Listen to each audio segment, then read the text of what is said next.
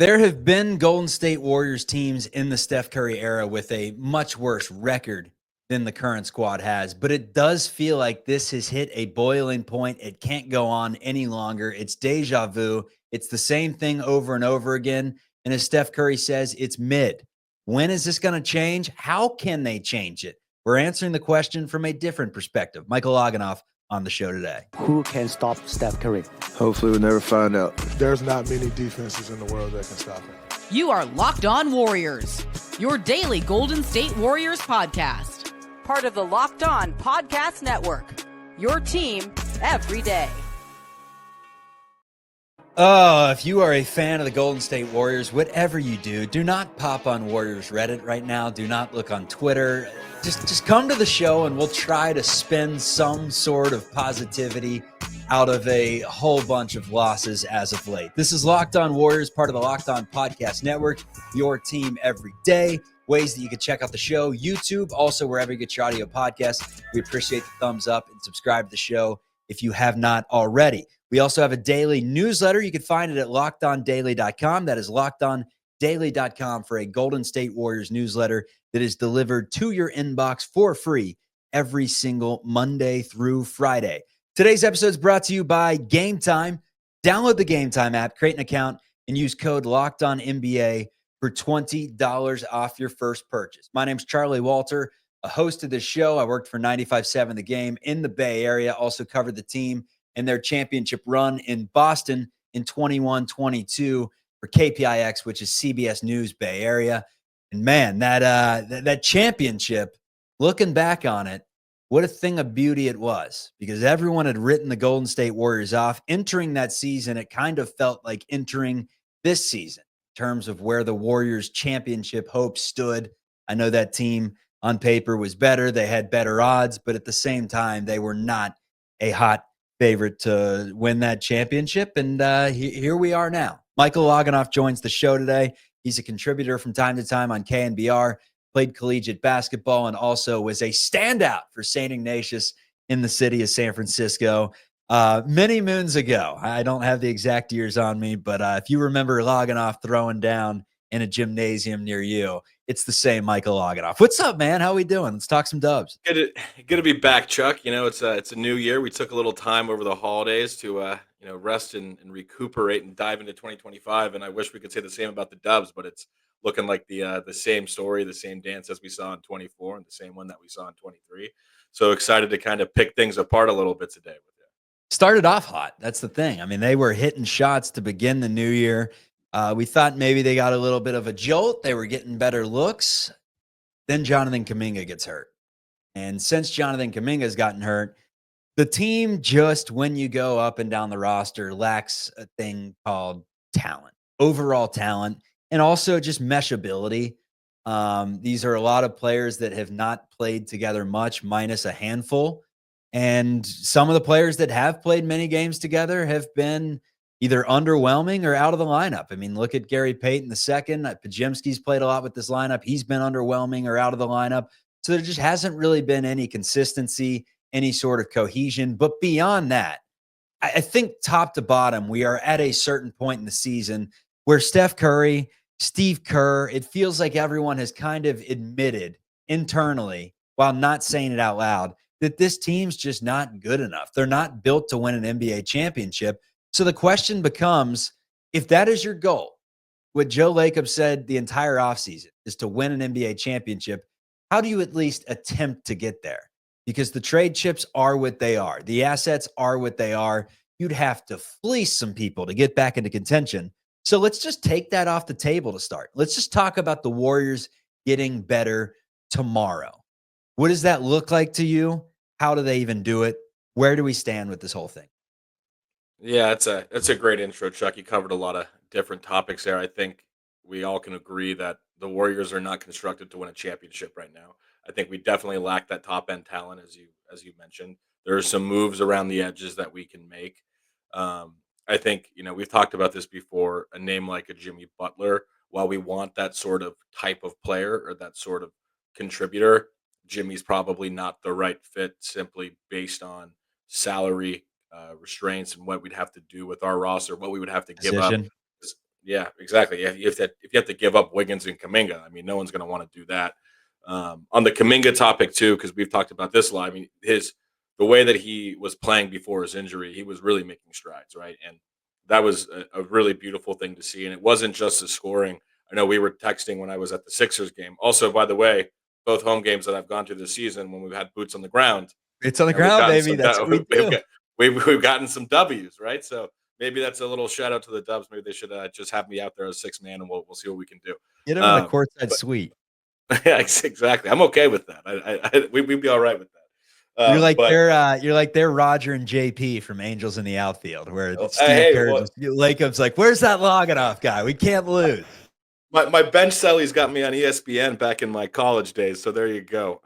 But all jokes aside, is Kaminga was really making strides also with his kind of understanding of the game and the passes he was making, right? Finding guys in the right space in our offense. And that was sort of that next level that we needed to see him reach. And he really, I think he increased his trade asset value before the injury. But equally, I think he's shown the Warriors a little bit more to the point of, okay, do we really want to deal this guy, right? And so that kind of kind of conflates things and just exacerbates the existing conundrum. And I don't think anyone necessarily wants to get rid of Kaminga after they saw those strides. But I think what we're really trying to do here is figure out a way to not only be in contention, but then also it's this really tough needle to thread of not even the two timelines necessarily, but how are you able to make the Warriors a relevant team where they can compete in the playoff series. And then if the games are close, if the series are close, then you have that Steph Curry effect where, okay, maybe he has a game like he had against the Sixers where he hits 8 threes. And even if it's not 8 for 8 and he shoots 100% from deep, he's able to win you a game, tilt the series. And so it's a matter of understanding, okay, how do we do that without, like you said, completely mortgaging the farm, right? And getting rid of all of our assets. And I think what we've talked about a little bit is a name. If I can I throw out a name, Chuck, that I know we've been talking about a little bit offline. Give it to me. I mean, I think the only person that really makes sense right now is someone like a Zion Williamson. I think Woo, baby. I love Zion Williamson, Mike, and I'm not a Duke guy, but there's just something about his game that it almost feels untapped, right? And it may never, and it's not that it's untapped potential. It's just that he's being valued as a bust when in reality, every single time that he plays, he's a superstar. But the question then becomes like, can you rely on someone that has shown so many red flags of not being able to stay on the floor? That's the type of move that gets a GM fired or 20 years down the road has him revered when, he teams up with Steph Curry and sends Steph off on the right way. And then you have your cornerstone. And in 3 years, you have the ability to max him out at 27 when he's on the right path. I mean, it's intriguing, but they've already said that they're not interested. I want to continue this conversation on how the Golden State Warriors can get better realistically. I've seen a lot of trades out there that just say, "Oh, throw in, Kyle Anderson, Buddy Hield, and get Giannis." Look, there is a thing called matching financials. There's also a thing called the other team has to be willing to trade that player. So, who is potentially on the market that could make sense that would fit this entire timeline that we've been talking about for so long? We've brought up the name Zion Williamson. Tell me it wouldn't work. This is Locked On Warriors. Forget that. We champs. Why are you starting with that question? We got 4 championships. I want to take a moment to introduce you to a brand new mobile game that I'm really excited about. Ultimate College Basketball HC. If you've ever dreamed of being a college basketball head coach, this is your chance to step into those shoes. In Ultimate College Basketball HC, you control every detail of your program, from recruiting players and hiring coaching staff to overseeing training camps, handling NIL deals, and managing scholarships. It's all in your hands. When it comes to game time, you get to draw up offensive plays, set your strategy. The way you play won't just affect your current season, it'll shape the future of your school's basketball program. It's a game that lets you feel the full weight of what it means to be a head coach and lead your team to glory. Here's a special offer for Locked On NBA listeners. Use promo code Locked On NCBB, all caps, inside the game store to get a free boost for your program.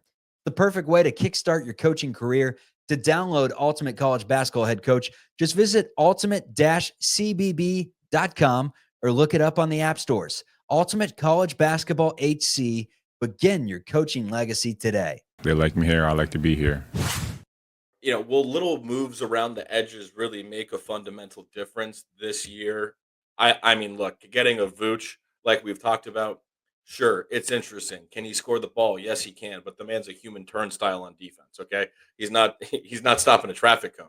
And the beyond that, it's also yes, there's the interesting. We've talked about the construction from the standpoint of he can hit threes and he can score in the post and whatnot. Then it allows you to probably play Kaminga and Draymond at the same time. You don't really have to give up much to get Vooch. So I think that's one that I could be talked into, but equally, I don't see that putting the Warriors over the top tremendously in any way. Sure, we'll be better. We'll be a better team, but I don't see that as being, a real needle mover. And that's why, when I think about what the Warriors need to do if they really want to make a big splash, if they want to do something big beyond something just around the edges to not only, keep Steph happy, but also just to really try and give him someone that can really be that true reliable second scorer. I think the only realistic option on the market is going to be someone like Zion, right? Because Jimmy, you're going to have to give up too much. Zach Levine, while he can score, his contract is just, You you're could have not, got him over the summer. That ship sailed, right? yeah, it's exactly, it's gone. And so we're not going to trade away half the roster to get Zach Levine because then again, what are you left over with, right? And so it's a matter of, I think Zion really is that guy because he also brings a different style of play. It's kind of that rock fight guy where you say, "Hey Zion, go get to the hoop," and at that point, it's not a there's a lot of times basketball players when you reach a certain level, it doesn't really matter what the defense does. It's just a matter of it's you versus the rim, right? Once you kind He's of the get to your most, spots. and you can disagree with me if I'm wrong here. Because the most is a stretch. There's someone else that I'm not thinking of that's even better, but he's top 3 in the NBA within 5 feet of the basket. Like he finishes. He just Yeah, finishes completely. every single time he's by the bucket. That's what he And does. He gets easy looks. He can create for others. I think he's a willing passer. I think he's a pretty good passer. I think we forget sometimes like how polished Zion is as an overall player. I mean, yep, there's still moves that can be made in terms of his overall defense and just in terms of his overall consistency. But whenever he's on the floor, like he's a very consistent 25, 6, and 5 kind of guy, that'll give yeah, it to you every night and play hard. he's a game changer. I mean, and the thing that it's really been with Zion is his health, right? And I think, frankly, a product of that is his weight and his conditioning and the shape that he's in, and that translates to the root of that is a level of focus and commitment. And so then you kind of, if you want to peel the onion another layer, it's okay. Well, is he not committed because he feels like, he's already made it, he's got his bag, he doesn't necessarily care about competing? Or is it because he's been playing in New Orleans and while they've had a couple of fun teams, they've, been exciting here and there, they've been talented, but he's never really competed in the NBA at a high level? Would being around people like Steph and Draymond to hold And him I mean, accountable and to let's kind put the of emotional, the human factor into it. Like he's playing so great. He has 40 points last year against the Lakers. You could see how visibly frustrated he was when he left the game with the hamstring injury. And he's like, is this really how my season's going to end after I just brought us back in the play-in and we're yep, looking to advance and I'm playing one of my best games? Like that internally just has to be a nightmare when you've been yeah, dubbed as the savior of basketball and you just cannot stay on the floor. Like no one said a bad word in terms of him being like a head case, a cancer, anything like that. It's more yeah, so just the weight issues and the ability to stay healthy. So I 1,000% agree with you. I love his game. One question that people have though is how would he fit with the current Warriors system? And that's where my answer becomes, well, the current Warriors system's kind of broken, right? We've been running the same thing for how many years? If it's broken, try to fix it and do whatever it takes to fix. And that's kind of where we stand right now because people said the same thing with Levine. Oh, he can't play on the same floor as Curry. He hunts his shot too much. There's not enough movement. Look, I saw Levine play in person the other day. All he does is put the ball in the basket off the dribble. He can take it to the rim. He can knock down threes. He can throw down hammer dunks. Like he's a good player. And at a certain point, we're going to have to stop talking about this system and more about, what the next iteration of Warriors basketball is going to look like with Steph Curry as a part of it. Yeah, and that's what I have confidence, frankly, in the Warriors coaching staff between Kerr and Stotts and even Stackhouse to really think of new creative ways to incorporate those players, right? Because even people said, okay, well, Dennis Schroeder, why did we go after Dennis? Well, it's because he does play in a different style that's different than the traditional Warriors offense. And I know it's been what I think 11 games now since we got him, and has he underperformed? Totally, right? Don't I you think think he that's should be coming off the bench, though? I don't like him playing with Curry in there at the same time. I think Wiggins at the shooting guard, to give you a little more positional size, wouldn't be the worst thing in the world, and they really haven't given it a try since week 1 of the season. Yeah, I mean, I think that's kind of six half a dozen. I think that's a matter of preference. I think there's there's pros and cons on either one of those roster constructions, right? Because yeah, with Dennis, when you have Dennis and Andrew out there together, Dennis can take the primary ball handler, and then Wiggins can guard the leading forward on the other team, and so it gives you a little bit more flexibility from that standpoint of having a good, or I guess a pesky and an active defender on the ball, and then you also have Wiggins who can take a wing. Um, but Dennis, I think too, ideally we brought him in and we've seen him do it in flashes, but not consistently yet. I think that's a bit of acclimation, but we can't really afford that acclimation period right now. And that's part of the reason why there's, I think, this increased anxiety around how the Warriors will produce. But Dennis, ideally, if he's able to kind of really just start playing to his ability and his capabilities, I think we're going to be seeing a little bit different of a Warriors team, a little bit more energy. But I bring up Dennis again because of the fact that he plays different in the Warriors system. And I think he will figure it out and figure out how to fit into kind of the broader system and how to play alongside someone like Steph, and Draymond and whatnot. But I think if we were to get Zion, right, let's keep pie in the sky, we can, wave a magic wand and get the guy that we want. I'm sure that there would be a way to find uh, a means by which to incorporate Zion, right? Because I think if you're able to get your hands on Zion, and if that means trading someone like a Wiggins, then you're slotting in Kaminga, right? And I mean, if you really want to talk about mixing things up, there is probably realistically a path forward to getting someone like a Vooch, and a Zion. And I think we have the assets to do both right now because for Vooch, you don't need to give up either Wiggins or Kaminga. And then for Zion, you will have to give up at least one of those guys, I would imagine. Probably Wiggins, and they would probably want Kaminga too. So, see, all these things are so tough to think about. Of how would you actually construct these deals and architect them? But I mean, if there's one thing that we've learned these past few games after just having absolute duds and having Steph Curry be totally dejected, I mean, Got to do something. something's got to change. Something has to change, or else it's Groundhog's Day. It's the definition of insanity. It's doing the same thing over and over again and expecting different results. And there have been stretches with the teams knocking down shots, and they look pretty good, and they look like they can be a playoff team.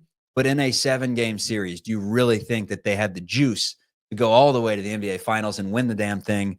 And the answer is absolutely not. With that being said, it's not necessarily NBA championship or bust, right? You're going to do the best that you can, but at the same time, there may just be no way to get it done. Ask yourself this honest question. What is good enough for you in terms of Steph Curry's remaining years as a Golden State Warrior? What's good enough? For some, it's just keeping him happy, giving him a team that's good enough to make sure that he finished his career in a Warriors jersey. Other people say, no, we need a lot more than that. You have to swing for the fences and do something crazy. I'm going to say it again. I think we have the perfect move if you want to do something crazy, but is it smart? What do you want to do? Leave it in the comments. Let's discuss coming up on Locked On Warriors. Forget that. We champs. Why you starting with that question? We got 4 championships. I'm a big fan of attending live events, whether it's sports, music, theater, comedy, the NBA All-Star Game at Chase, whatever it may be. I love using the GameTime app. GameTime has made it easier to get tickets to your favorite events with their new feature, GameTime Picks. This feature filters out the fluff and shows you only incredible deals on great seats, so you don't have to waste time searching through thousands of tickets. Recently, I was looking for tickets to actually the Chicago Bulls game in town for the holidays and went to see them play the Spurs and Victor Wembanyama. Saw who Kobe White, Wembanyama, a facial. And I found amazing deals that I could see my seat before buying. The super deal was particularly impressive. It offered great seats at unbeatable prices. Plus, the app's all-in pricing shows the total cost up front with no surprise fees at checkout. Take the guesswork out of buying tickets with GameTime. Download the GameTime app, create an account, use code LOCKEDONNBA for $20 off your first purchase. Terms apply. Again, create an account, redeem code LOCKEDONNBA for $20 off. Download GameTime today. What time is it? Game time. I am a Golden State Warrior trying to win another championship. Let's say they don't do anything here. They make a marginal move. They go out and get Neesmith from the Pacers or just reshuffle some deck chairs to get marginally better. Then what do the remaining years of Steph Curry look like? What are you okay with as a fan? Because I've heard people say out there, I don't care what happens. Just don't let Steph go in another uniform. Don't let him be a Malone in a Lakers uniform. Don't let him be a Jordan and a Wizards uniform. Don't let him be a Pippen and a Blazers uniform. Don't let him be a legend that in a history book someday is wearing any other jersey than Team USA, Davidson Wildcats, and the Golden State Warriors. With that being said, if you go that path and they just don't do anything, literally the next 3 years, I mean, free agent options are limited, right? Especially if you're signing Kuminga, you're putting money into Jonathan Kuminga. With the new CBA, there's only so much that you can do to enhance the roster aside from edge moves, going out and get the Buddy Hields of the world and trying to get a steal, a buy low candidate on a prove it deal like a DeAnthony Melton. Like you have to make little marginal moves like that that's not going to get you the top. And let's say they do that for the next couple of years. I don't think they're that silly, but let's say they do that and get nothing out of it and they're consistently a play-in team or even worse, not a play-in team. They don't get any lottery picks. They're middle of the pack in drafting. And, you know, their core is Draymond Green, Andrew Wiggins, Steph Curry, and Jonathan Kuminga. And they just keep running this thing back over and over again. That's what I feel like is kind of the danger mode. But at the same time, I brought this up with Kolsky the other day. Have you seen the show Penguin? I have not seen Penguin, but I've seen it on HBO, and I've heard a lot of good things. It's great stuff. I'm not going to spoil it, but I'm going to say there's a line at the end, and everyone that's watched the show knows exactly what I'm talking about. He's sitting on a bench, and he says a line before he does something drastic. Colin Farrell, that son of a gun. He says, family makes you weak, basically implying that, like, he is a gangster and is able to do all the things that he does because he doesn't really love anyone. Right. He just does what he does. And that kind of hinders the Warriors right now because you have a slice of the past in the building that is still performing at a pretty high level. I mean, Draymond's still playing good basketball. He's still a Swiss Army knife. He's still a good player. Don't get me wrong. He helps you win. You also have Andrew Wiggins, who's not really underperforming. In fact, he's had a bounce back year. He's been very good. And then you have Steph Curry still putting up 30 points in a given night and knocking down 8 of 8 3-point attempts. But unless you do something seismic, something to really shake things up, you're going to get similar results to what you have right now because it's just who they are at this point with the surrounding pieces. And there's no easy answer, but I do think the only answer to trying to really tie these two timelines together is to go with that move that you said, where you have Curry and Williamson at the same time, and then you can reevaluate in a couple of years if Zion's your guy. And if he's not, you're going to have a pretty porous contract. Anyone that doesn't step on the floor is considered a porous contract. But sometimes you got to make a gamble, and the guy can play. Anyone that sits in the comments and says, no, he's not the style that the Warriors need. The dude is a flat out ball player, man. Like he puts fear in the other team's faces at all times. Like he's one of the guys in the NBA when healthy. And I mean, it's just, I think he's really the only guy that is a foundational piece that you can. But do you think he'll stay healthy? That's where it kind of eats me up. Because half of me is like, I don't know.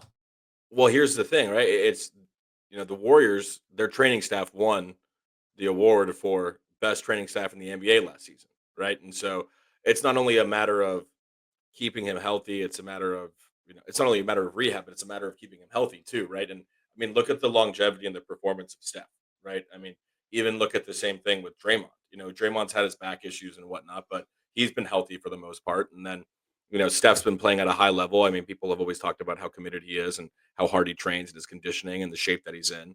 But I think the staff has proven an ability to, keep their guys performing at a high level. And so I guess the hope would be that you could do the same with Zion. And even, I mean, let's even look at Kevon Looney, for example, right? When he started off his career with his hip injuries, I mean, it looked like Loon was good. That was it. He was done. His career And was he was over. Iron Man the championship year, played every night. Exactly. And he in that playoff run, then no, that was the year after when he had, what was it, 24, 25 rebounds against Sacramento in game 5. And it's just, I mean, we've proven an ability the Warriors staff has of keeping guys healthy and helping them get healthy. And so I guess what you're betting on there, and there's been some qualms here about the Warriors management and the ownership group and whatnot of, taking a little bit too much credit for things versus the players. But, I think on that topic of They trading could for take credit for Zion, this one. Yeah, you're not only they you're would not take only one betting. way or the other. I mean, they're going down with the ship and making that bad deal, or they're going to look like geniuses. Exactly, but the thing is this too, it's you're betting on the organization's ability to get him to buy in, to get him to take care of himself, to get him to stay in shape, and to, if he does go down again, to help him get healthy, right? And so it's not only betting on him, you're betting on the collective organization as well as guys that have been Steph and Draymond to be able to kind of get him locked in, right? And even from my time playing in college, Chuck. So we my class at Colby, we had 7 guys come in as freshmen. The previous seasons, it was an absolute dumpster fire. I'm talking 5-6 wins. By our senior year, we changed the culture. We were 16-9. We're getting top 25 votes. Had a really good senior season. Yep, clap, clap. I appreciate it. But it's a matter of building that culture. And then after we left, after we graduated, the team was going to the NCAA tournament. It's going to the championship in our conference. And that's what you kind of need, is to buy into that culture. And hopefully, is if you have someone like Zion coming in and he's flanked by Steph and Draymond and Wiggins and the rest of the team that's won a championship, the hope is that, okay, maybe we can get this guy to buy in too, right? Maybe we can get him to play Warriors basketball and be able to commit. And that's, I think, the swing that they have to make, because taking a step back from the Zion discussion and a little bit of what you were talking about there with regards to, okay, well, some people only want to have Steph in the Warriors jersey the rest of his career, and that's it. Versus, do we want to be a contender? Can we win a championship? I think it's about going for a big swing while you still have Steph. He's a generational talent, and when he leaves, whether we like it or not, Dub Nation is going to have to wake up in the morning, smell the roses, and realize, okay, he's gone. Now, what do we have next, right? And I think if there's one thing that we've learned, is these sorts of players, they don't come around frequently, right? I mean, the only reason why the Lakers are relevant right now is because they have LeBron, and LeBron signed there. But Kobe and Shaq both have franchise. Kobe was there, and then, well, not built it, but in our generation, they kept it afloat after the Magic years. But it's a matter of, when you have a generational talent, you try and win, and that's all you do. You go all in, and you try and find a way to do that. And I think Zion is, right now, looking at the market and what's been available, and with the rumor mill saying, he's the only player that actually makes sense. You can do the incremental moves and you can try and contend, but if you're doing that, then you're not actually doing justice to Steph, who has made the Warriors franchise what it is today. And it'd be fun to watch. Even if the It'd Titanic be a went blast. down. If the Titanic went down, you get some amazing dunks and chase. I promise you that. There is not a human being on earth that is that big, that fast, that strong, has that amount of vertical ability. I mean, he is, He's a forget just putting the one-man ball in the wrecking ball. basket. Some of the blocks that he has defensively, I mean, he will just, I think it was the playing game last year where he just penned LeBron right off the backboard. Like, he It's electric. alphas LeBron. Yeah. I mean, It's just crazy what he's able to do on the basketball court, and so and he's 24. that, And he's yeah, 24, and his contract lines up exactly with Steph Curry's, to where, I mean, if you're right, if you wanted to swing big for the fences and make that move, you talk the entire offseason about doing everything possible to give Steph another chance to win one. This is that 2 timeline piece that could connect together. What would it take to get him? That's obviously a big question. But the first question that the Warriors would have to ask is they'd have to find their superstar, the man that's generated billions for this city, and ask him, hey, do you think Zion Williamson's a dude? You've seen him at all-star games. Do you think he's a dude? Do you think he would fit in here? Do you think you could play with him? There's a lot of things that go behind the scenes to where if Steph's not signing off on it, they're obviously Then there's not no going to make point. that deal. They're not going to make that deal. Yeah. And the big thing is I've heard that they're leaning towards out of the sweepstakes right now, and the marginal move with a Vucevic makes more sense. But, man, the more they start looking like this in these games to where they come out flat, the more that it just makes me feel like you got to do something. And it's not that drastic. Like, even if it doesn't work out, it's not even as drastic as the Markkanen trade. And this is, but here's the thing too, right? When you think about what you'd be trading for Zion, right? It's if you have to give up, some youth and then some picks, but let's say it does work out, those first round picks probably aren't as valuable, right? And they don't matter as much because now you have another bona fide superstar that you can build around. And so I think that's one thing to consider. But then, again, the moves with the Vooch or the whoever else, it's these kind of moves around the margin. I John think it, Collins, I've heard, and then who else? yeah, it's Walker those, Kessler. Like it fits yeah, a position of Neesmith, need. these, Not going to get him over the top. exactly. And that's what I think was coming out of the offseason when Steph was talking about the moves that the Warriors tried to make, whether that was a Markkanen or a Paul George, right? I think Steph was content with kind of how things shook out because he saw the Warriors make an attempt to really get him that guy to be his, to be Batman and Robin with him. And then when that didn't work out, and then we kind of constructed a roster filled with, some ideally productive veterans, he said, okay, look, we took the swing, we missed, but hey, we got a base hit here, and let's see what we can do. Maybe we can steal second, maybe we can steal third, right? And then from there, And they maybe we stole get lucky. second to start the year to be standing in scoring position to make a move. But then And we they just got picked off. They definitely got picked off, but they're back on first base. They need a big triple to get back into the contention of things. But I will say this, probably a smart move looking back on it to not, pay for and extend Lowry Markkanen, because even Jazz fans right now are saying, did we just really pay this guy that much money? He's good, don't get me wrong, but is he the missing link? I don't know. And then Paul George, we saw him in the Sixers game, still smooth, right? But he's old, man. He's old, and Yeah, he's he's not old. someone you're building around. And that is a factor that is in play with Zion, is that people think he's old because he's been hurt so damn much, but the guy's 24. At the end of the day, he's 24, and when he's out there, he still has it, man. At this point, that's the gamble they have to make. They have to do something. And I'll tell you what, playing table stakes and just putting down the minimum isn't going to swing at this. Isn't going to make it for us this year. So I think they got to do something big. Hey, it's kind of intriguing to see if they do anything, but I keep getting more angry the more and more that I just see them running out the same thing over and over. Get the Well, false hope with the ball movement and the good shot selection and shots going down. And then, 2 games later, it's back to just we're chucking up 53s in a game and hitting 24% of them. So this is what hopefully they do, so that basketball way is we're right now. well. Hopefully they make a move too, Chuck. So then that way, we have something else to talk about besides how terrible the team looks, and then some hypotheticals, right? So let's see. Fingers crossed that we make a move soon.